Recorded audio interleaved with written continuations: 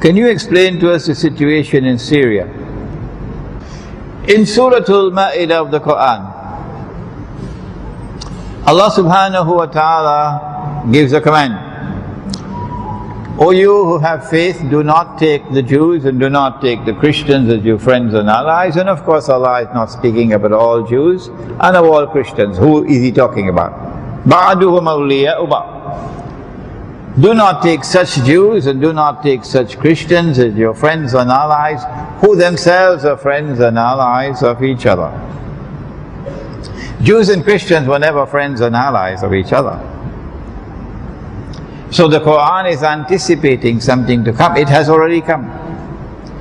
Western Christianity, not Eastern, brought into being that Jewish-Christian alliance that Allah speaks of in the Quran. It's the Zionist alliance, the Anglo-American Zionist alliance, which has NATO as its military arm. Do not take them as your friends and allies. وَمَن يَتَوَلَّهُ مِنْكُمْ فَإِنَّهُ مِنْهُمْ. Whosoever turns to them with friendship and alliance now belong to them. You've lost your Islam. That's what happened in Libya. I am not a supporter of any government in the Muslim world, none. So don't come with this nonsense that I am a supporter of the Libyan government or I am a supporter of the Syrian government. That's nonsense. You should be ashamed of that. I'm not a supporter of any of these governments. I long for Khilafah. I long for Darul Islam. When will you understand that? But the Libyan government was opposing Zionism. And they didn't like that. And they got these so-called mujahideen who are not mujahideen, they're fools with a capital F. And they entered into an alliance with NATO to bring down Gaddafi and his government.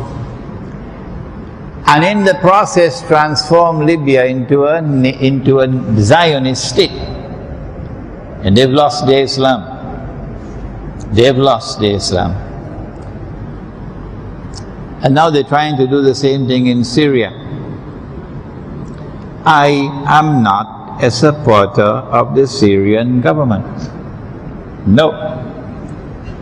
But the Syrian government, like the Libyan government, is standing up to the Zionists. And whoever stands up to the Zionists, I applaud you. Yes. And if I can make an alliance with you, I will do it,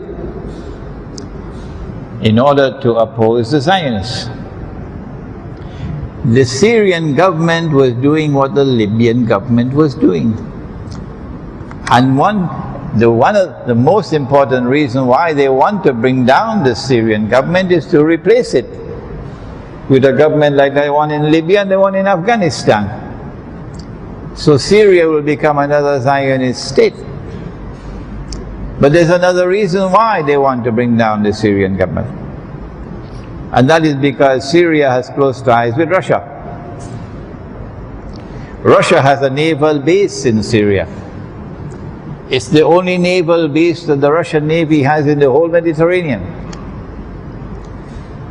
And Israel knows that Russia is a threat. The most important threat that Israel faces is from Putin. And so they want to deny Russia a naval base. So instead of it being a Russian base, it will become a NATO base. And they want to break up Pakistan, so Balochistan will have a NATO base in Balochistan.